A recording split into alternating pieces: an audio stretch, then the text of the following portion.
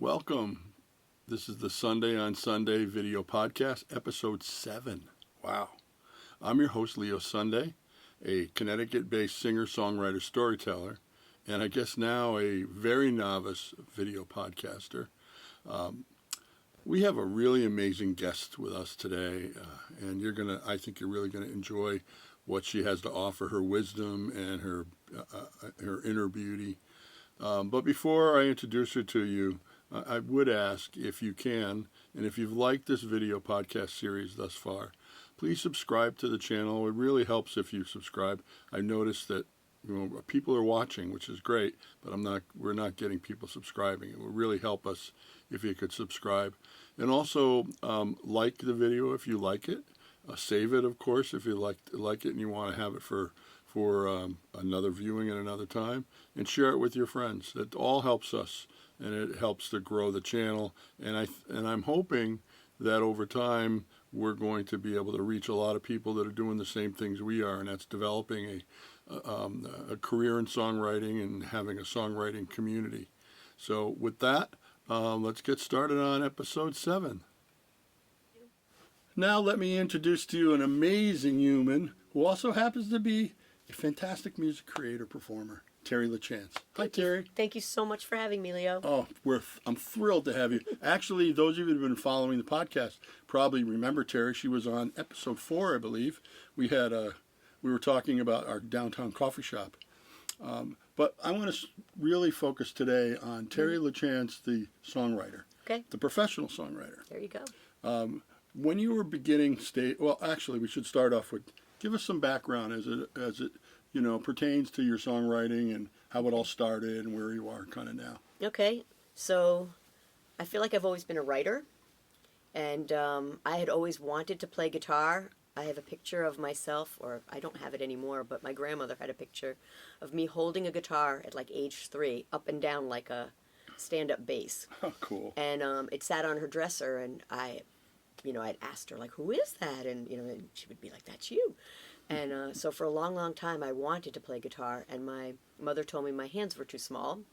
So I was a writer. Like, I would write poems, I would write, stories, I would write what I feel, I would write journals, and then once I got a guitar in my hand, I almost immediately started writing songs, and a lot of those songs were about feelings and emotions and all about, how to process those things.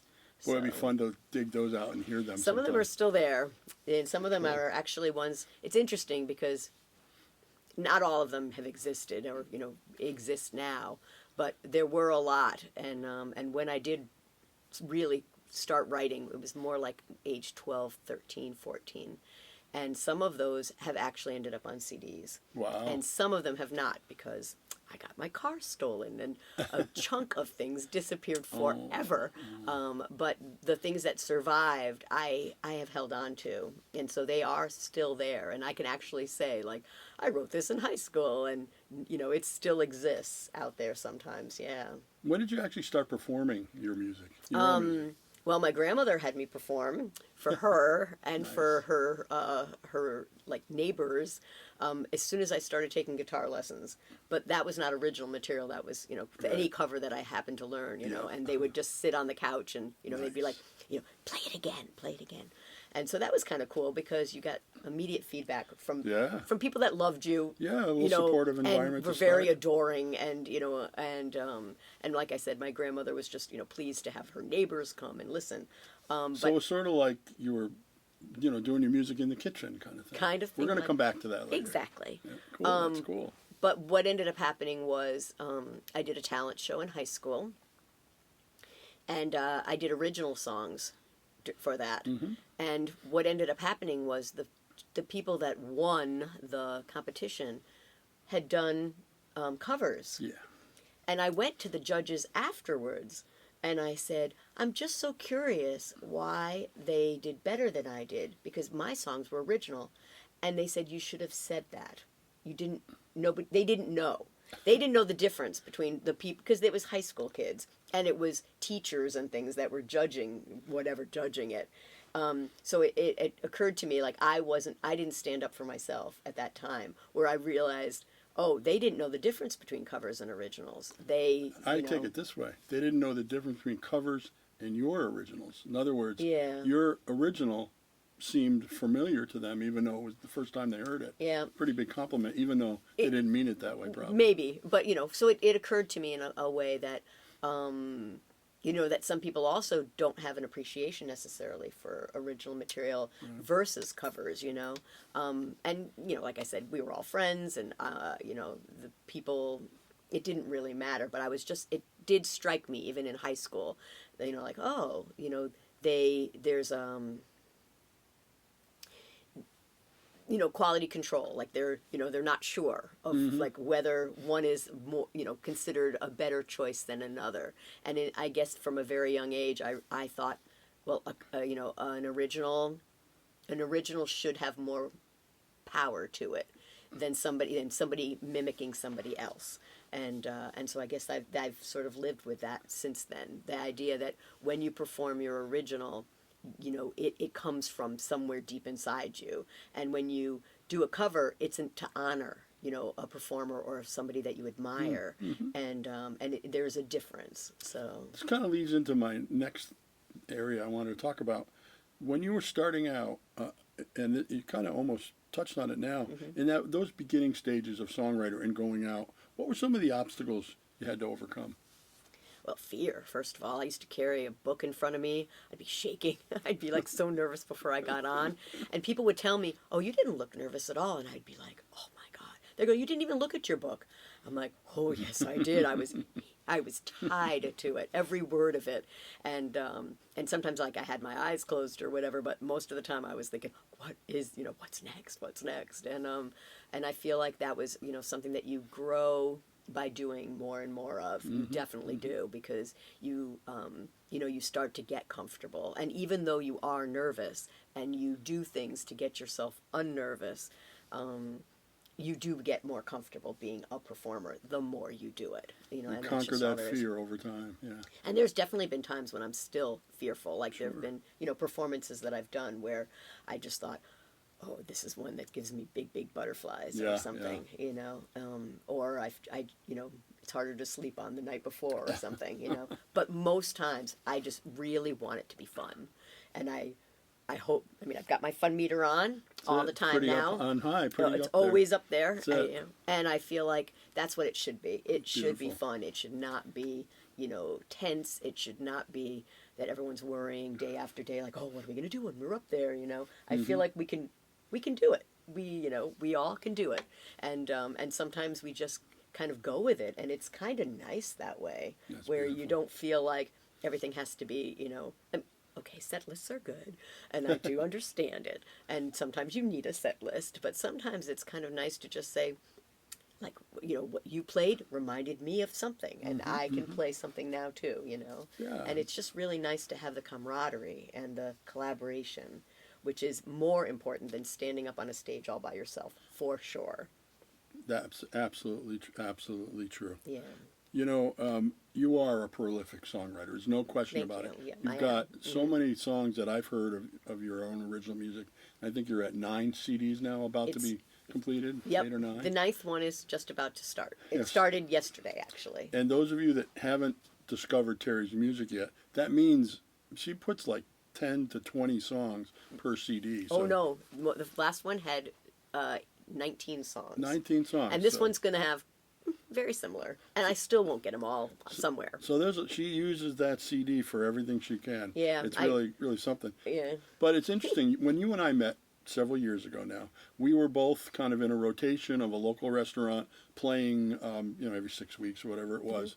And it was a place that really expected mostly covers, and we would squeeze in an original here or there. What's it like doing that? And then, a place that expects cover tunes, and how do you work in your originals? And also, how do you cultivate a place or a new venue or an established venue to kind of bring and introduce more original music? Okay, so what I actually think is that we owe it to ourselves as singer-songwriters to do a bunch of originals, even though mostly they want covers. And I think because you want your originals to become familiar. And so people who have never heard them it's like they've never heard any song. Like sometimes you listen to the radio and somebody new is playing a song on that radio that you haven't heard before. And I think that you are that person that's now about to introduce something that they have never heard. And if you set it up, tell a little story or give some background, I think people take it in better, and they also accept the fact that it's a part of you. And I've had people, come to me later and say, oh, I really like that song about your dad, or I really like, something. And the next time, they hear it, it sounds like, they're more, I don't know, they're more familiar with it. And so it becomes part of them as well. Sure. And I think sometimes after a while, people do, and I'm sure it's happened to you, people request certain ones of your songs because it touched them. And now they can sing along and they know the words, and you feel like you're becoming part of, your repertoire. So true. I actually have a personal experience with one of your songs. And you probably remember which one it is because I asked to share it on the song share. And it's one of those songs that struck me we won't have to go into my story today, but and I really felt that. And so I understand what you're talking about, that connection. You become more of an artist. And when you have a new song, they'll listen to you because they like Terry. They like what you stand for and they like what you're doing. That's pretty cool. And I think also we have to realize, even as as songwriters, that when we cover somebody, that's their original. Like the artist that wrote it, it was their original. It's their blood and guts coming through, right? And we're calling it a cover because we're now doing theirs. Right. But and when we do a song of someone else's, we are covering that artist as if they're like famous as well, because we're taking one of their songs and thinking, I like that song so much, I'm willing to perform it as well. Which, comes from that idea of the songwriters exchange, which we've done, Yeah, it's a pretty big honor, actually, when someone comes to me and says, hey, I like that song. It is humbling. I want to cover it. It's like, wow, you people really? Did not realize, like, I know Ken, who I will not say his last name because it's going to, Ken, okay. Yes, but he basically said, you didn't tell me we were going to cry, you were going to make me cry, and I'm like, yes, because the first time someone does your song, it hits you so hard that someone has dissected your song and played it to the point where they have it inside of them, and it's such a powerful thing. And I do think singer-songwriters should do that more, where we exchange songs and try to perform each other's songs. I do it once a year now. You just gave me a great idea. As an act, but Yeah, it would be cool if we would do that and just add those songs to our set list as we perform. Yes, and for a while I was doing that. I was doing like JD's song, and I was, I think back to some of my favorite songwriters like Johnny Cash and Chris Christopherson, who we just lost Chris this week. I'd often see videos of them performing where Chris Christopherson, this is one of Johnny Cash's. And he was probably in the same bar when Johnny wrote it many, many years before. And I do think we should. I really do. And it is a good idea. I think that the people have to realize that when you're playing their song, it's definitely not going to be the same as they wrote it. And you have to honor the fact that, that the original that you made is precious. But the fact is that someone will interpret it and change it a little bit, and they will make it their own. But it's because they're honoring that song. And I will say, like, Brian Winooski does One Person Can Change the World, and he does it a completely different way than me. And we've sung it together, and we've sung it separately. And when I think about him doing it, he's always like, oh, I'm messing it up. And no, you're not messing it up. You're interpreting it for yourself. And I think that that's important as well, that we aren't going to play it the same way. Some of us don't have the ability to play it the same way. We don't have the chops to play it the same way. But we do have how it struck us and how important it was a song. It's a beautiful thing. I think it's a great opportunity right now for us to share one of your songs with the audience. And maybe they will internalize that and reach out to you and say, hey, I would really like to cover that song of yours. That would be perfect. This one's a little, probably maybe too personal, but people are welcome to. So there's a song about my dad. And it's interesting because, like, I just had contact with my mom, so, but So what ended up happening was I wrote this song after my father passed away, and it's mostly because he was an engineer, and I tried to figure out what job they would give him, up in heaven, and I figured he had to be in charge of the weather because he was a meticulous man, and it surprises me that I could be his child because I'm just the opposite of who he was. So it has lots of parts of my dad in here. He was always a tinkerer, with bad jokes about a thermos. Knows if beverages are hot or cold. Needed receipts to do taxes. Asked if finances were stable. Always logic-minded, never cold. Talked to Alex in the end, who guided him to heaven. He is now in charge of the weather. Job that suits him well, 'cause he could fix most anything. But he couldn't figure out how to live forever. Postponed graduation of my daughter for 2 weeks. Snow and ice to help with changes coming. He was honest in the background, thinking working was showing love. Said goodnight on the phone, the next day was gone. Talked to Alex in the end, guided him to heaven. He is now in charge of the weather. Job that suits him well, 'cause he could fix most anything. But he couldn't figure out how to live forever. No, he couldn't figure out how to live forever.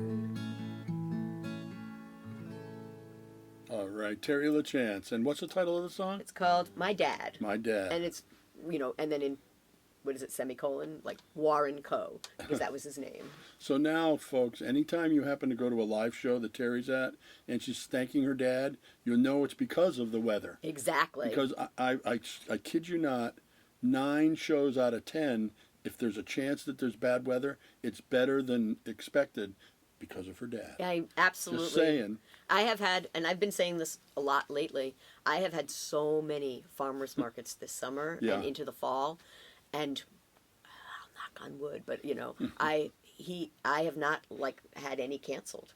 Like literally none. And if it did rain, it was because I could be inside or if something. Covered in some way. In some way, and I have been shocked because he is definitely looking out for me this summer for sure. And obviously he's been doing a lot because the weather has been not as rainy as last year. And I couldn't help thinking that, I think it was in July, a hot day in Niantic, I just happened to be by and had my tent in the car. Yes. But I think that was your dad, at work there too. Probably. Yeah. And like I said, I think he does look after me, in a lot of ways. And that's beautiful. Yeah. We all hope our parents in heaven are looking after us for there sure. You go. Let's switch gears and talk about, we're still going to stay in songwriting, but talk about this a group that is formed that's really near and dear to both of our hearts, and it's called Songwriters in the Kitchen. It's just starting its 3rd season, and you were really instrumental in the whole kernel of the idea to get it going back at the beginning. It's kind of taken on a life of its own now. There's about 125 members. It's basically Connecticut-based songwriters who get together monthly and support each other and celebrate the creative process. Tell me about your experiences with that and, some advice if you have for maybe people in other parts of the country or other parts of the world that are looking at ways to develop a community for songwriting in their area. I think the 2 parts that are most important is, first of all, to have a comfortable place to have it with someone that is supportive of local and live music. And the other part that I think, and it gets a little lost in the whole thing, is that when it's not your turn to perform, you have to show up for the other performers, and that you have to kind of put it as a priority, because when it's your turn, you are leaving yourself very vulnerable. You're telling stories about yourself and your songs, and you're talking about your creative process, and you're doing it to an audience, a listening audience. But the audience, some of them will be, people that just happen to be there, but the other people could learn something from each other. And I think that we have to support each other a lot more. And I do believe that, and everybody knows this about me, like I will drive like 3 or 4 places, stop in, for 5 or 10 minutes if I can, half hour here, half hour there, because I feel like you need to show that person that you're going to show up. That, yes, you can see it on a live stream, and yes, it'll show a bunch of views, and that's kind of cool, and I'm glad that people do that, and they do check in with you. But the idea is that you physically have to show up, and you have to show the community that, we are powerful, we are a big group of people, we do support each other, and we do honor each other when it's, and it's hard. Musicians are notorious, for being kind of hard to sit for another person's whole performance without performing themselves. And I know that's true. My poor wife, she's constantly saying, let's go to this concert. You're a musician, don't you want to go? Yeah. I'm like, if I'm not playing in it, I'm not sure. It's, and there are famous people, obviously, that you do, you want to see, and you want to see them perform and all of that. But the idea is that our local friends and everything. And I do try, and I realize the benefit of it. And so I put aside, myself and say, like, I am not here to perform. I am not, bringing a guitar, into the door and like saying, like, here I am, you could let me play a song or two, No, it's really, like, if that happens, fine, that's great. But it is not a priority to me at all. And I don't want it to be. I want to say, I came to see you play. I came to hear you play. I came because you are a friend, and you are a fellow, musician, and you are a singer-songwriter like I am. And you have to make your choices, of course, because there's way too many things out there. But the idea is that, we try to do that for each other. And what I'm hearing you say, and I think it's really important, is that it's the community that's the focus. Yep. And and some members of that community happen to be the featured songwriters for that evening. Once in a while, we'll bring in somebody new, of course, and there'll be somebody that we haven't heard before. But by and large, it's a celebration of that songwriting community. And it's a place to network. It's a place to gain support. It's a place, if you are, whatever stage in your writing maturity is, you can find a place. And I think it's, you said it really well. It's very valuable to be part of the audience and part of that community. Beautiful. Yep. Well, going back to your songwriting, Terri. Okay. Because this really is an episode about Terri LaChance. All right, there you go. What's going on with you as far as singer-songwriter? What's next for you? Well, I say it tongue-in-cheek, but it's true that I really want to do this. I am trying to get famous. I am trying really, really hard to sell some of my songs. I'm working with Ira Sikowski in the Riverway studio. He and I have collaborated on 7 CDs now, and so we're taking some of the songs that I've done previously and reworking them to literally try to be marketable. More commercial. More commercial for lots of reasons. And we have one that's already done. And now we're we're literally gonna go into like a contract together and see what we can do with it, which is awesome. Beautiful. So he's gonna essentially not only produce you but manage you. Yes, like. On that particular song, we're gonna take we're really gonna write up a contract on it. That's great. Which is lovely, and so I'm looking forward to that. I'm going to do one with One Person Can Change the World because it's an important song to me, and people do come up to me often about that song, and so I feel like it's a song that's universal in a lot of ways, and so I would like to do more with it and have a very, very, very good version of it. Right. So that's the next part of the project. Right. I do want to, get in my car and drive to different locations and try to, book gigs from, north to south or east to west. And I've been asking people how to do that. I've been a little birdie listening in, and I was kind of next to a conversation that you had with a really successful regional artist, and he was Yes. giving you some great advice Yes. about And- how to build a network outside of your home base. Yep. And what he basically said was a couple of things. One is to mirror somebody that's already doing it and Yep. kind of look and see where they play and, Right. you know, contact those same places, Yep. you know, which does help in a lot of ways. And then the other thing is look at who you know geographically Mhm. and, you know, ask them and reach out to your friends, your literal friends, and Right, say, right. look, I'd like to come out and visit you, but I also want to play. And so when I come to visit you, like what kind of location, you know, maybe even have them do some legwork for you. You know, is there a place I can play that you think would be a fit for me? And I'll, you know, try to book myself there, Right. and then I'm going to come visit you at the same time, Right. so that you have the ability to like see your friend and also play and kind of be in that geographic location, which can end up being a Right. springboard of some sort. So I'm going to put this out to our listeners and our viewers because we actually are getting traction, Yeah. not a ton, but all over the country right now. Mhm. So if you liked Terry's music and you Yay. can't help but love her as a human, reach out, put some comments down, and I'll get you in touch with Terry and help her get out there Thank and you. help her get to other parts of the country. That's really exciting. Yep, and She's I mean, got an and amazing I know you would, catalog. you know, I know you would appreciate the same thing for yourself as well. Like most of us would, you Well, know. it's about you today. Yeah, so. thank you. But All right. still, you know what I mean. There are a lot of us out there. Sure. Yes. As people, you know, if someone's listening to this podcast, they're one of those people more than likely. There you go. At whatever stage in their career they are, and it's exciting. But we have to support each other. Yep. Because I think we create value through attention, and the more attention we can develop, the more value, and which means we can get our music out there. Yep. So you kind of already touched on you want to be famous, but that's the kind of the macro goal. Do you have any like 1, 2, 5 year kind of things? Do you want to be down in southeastern Connecticut in the next 2 years? Anything like that? So some things I That feel you're like are planning? heading in the right direction for me. I mean, I'm definitely putting myself out to festivals, you know, within Connecticut, but also out of Are you Connecticut. doing that as a solo artist, or you're putting a I don't know. You know, maybe a band? I'm not sure. I Okay. think I would probably have more luck as a band, but that means, you know, having a traveling group. Yeah, uh-huh. And so it's tricky at this moment because I'm willing to get in the car and go, you know. Yeah. But sometimes you're not sure that the rest of the people that you play with geographically are willing to do that as well. I totally get that. So I will have to see how that works.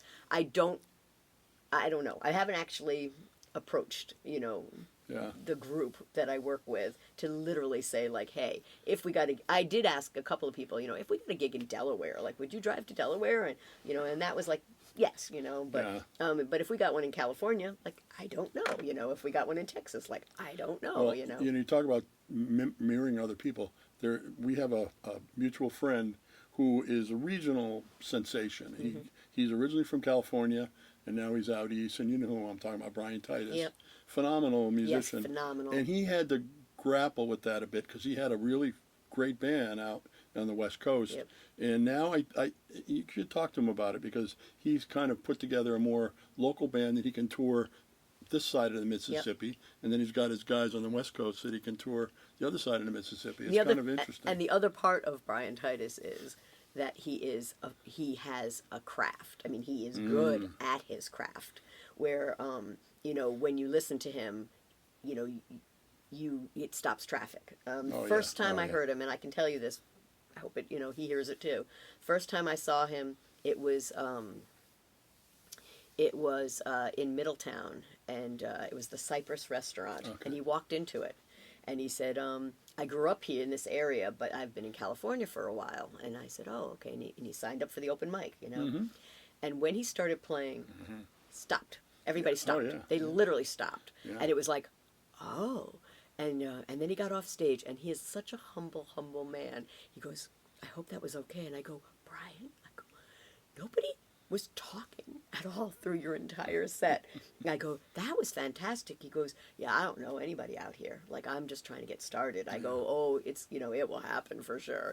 And, you know, And it has. and it has, of course. But at that moment, it's almost like I don't know, like I don't know what he was thinking, but he did stop traffic, you know, basically. And he was phenomenal, and he is he's good at his craft. And I am honored that we wrote a song together. Yeah, that's pretty exciting, yeah. You know, the potluck dinner, I do it at farmers markets, and I always say that, you know, we wrote it together, and it was a very, very collaborative process, Beautiful. which was lovely. And he is the most humble and loving person to be able to sit down with somebody, you know, and write a song with them, and it to come out, you know, with both people's true thoughts and, you know, and words together. So it wasn't like, you know, we deferred to Right. each other. We really Right. did like talk about how we were going to put down words, and both of us are big influences in that song, which is lovely, That's which is a great. true collaboration. And this is a great segue to this. Where can they find that song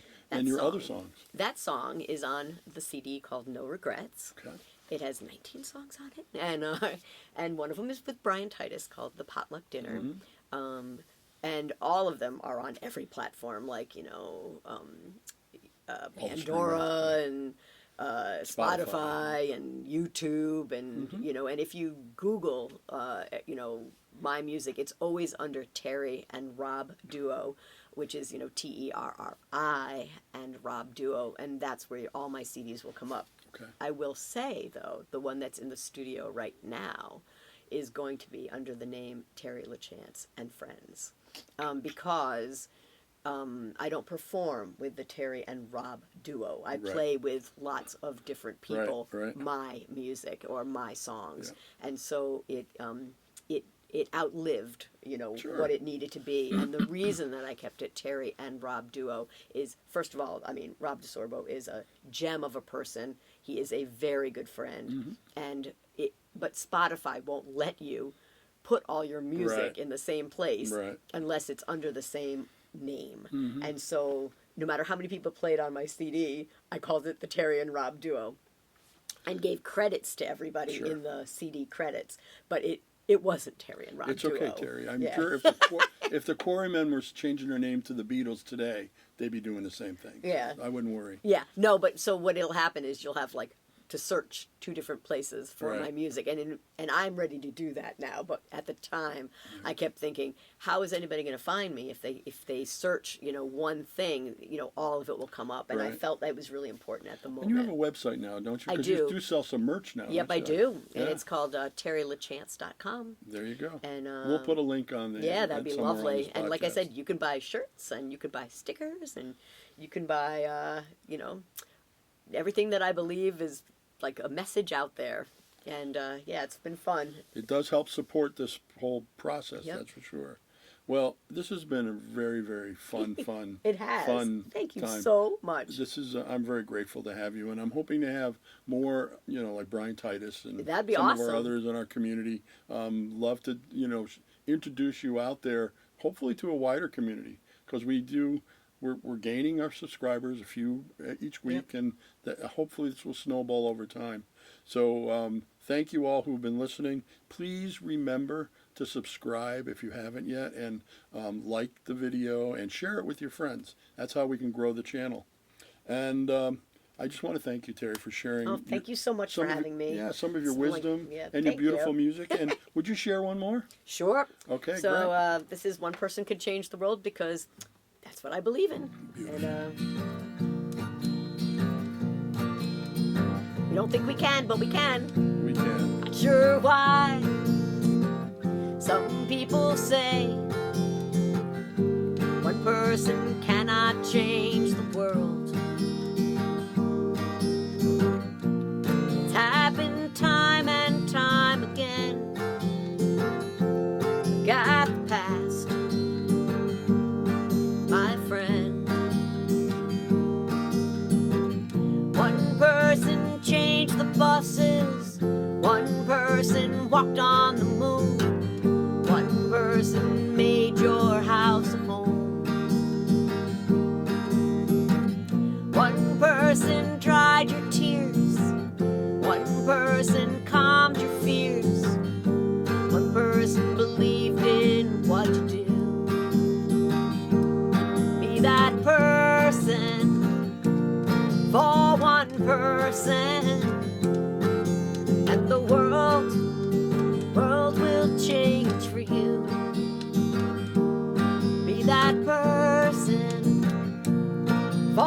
one person, and the world will change for you. We all have the world in our hands. It's what we're meant to do. When you see the problems of our times, that's a sign for you to choose. One person changed the buses, one person walked on the moon, one person made your house a home. One person dried your tears, one person calmed your fears, one person believed in what you do. Be that person for one person, and the world will change for you. Be that person for one person, and the world will change for you. Be that person for one person, and the world will change for you. Be that person for one person, and the world will change for you.